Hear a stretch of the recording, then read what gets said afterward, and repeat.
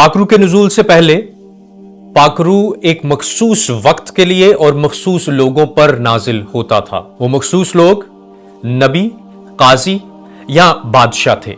जैसा कि नबी सैमुअल पर खुदा का पाकरू नाजिल होता, बादशाह दाऊद पर खुदा का पाकरू नाजिल होता, और काजी जैसे समसून और जदाऊन पर खुदा का पाकरू नाजिल होता रहा।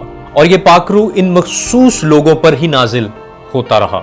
बाइबल मुकद्दस में लिखा है, पहला सैमुअल उसका 16वां बाब और उसकी 14वीं आयत के अंदर कि खुदा का रूह साउल से जुदा हो गया। इसका मतलब यह है कि पाकरू हमेशा के लिए सुकूनत नहीं करता था, बल्कि एक खास मकसद के लिए खुदा का पाकरू नाजिल होता।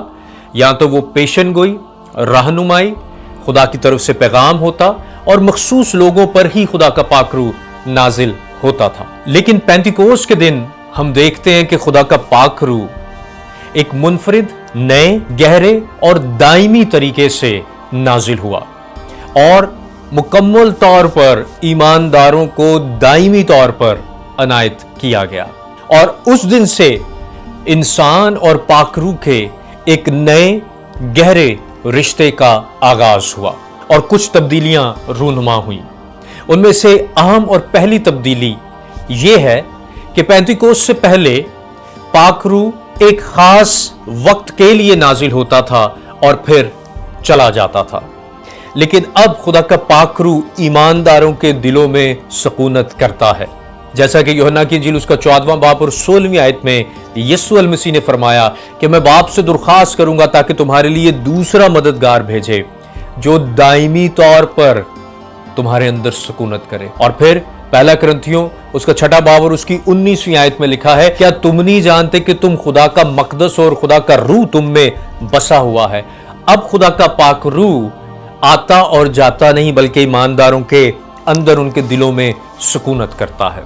इसके साथ एक दूसरी तब्दीली जो रूनुमा हुई वो ये है कि पेंतिकोस से पहले खुदा का पाकरू मखसूस लोगों पर नाजिल होता था, लेकिन अब खुदा का पाकरू तमाम ईमानदारों के लिए अवेलेबल है।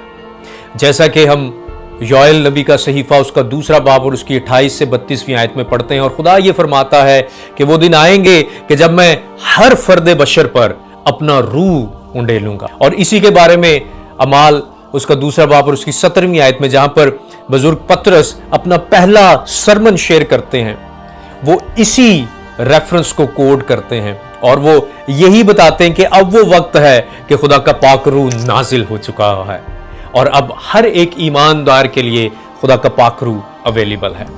आजा आजा पाक रूह मेरे मन विच तू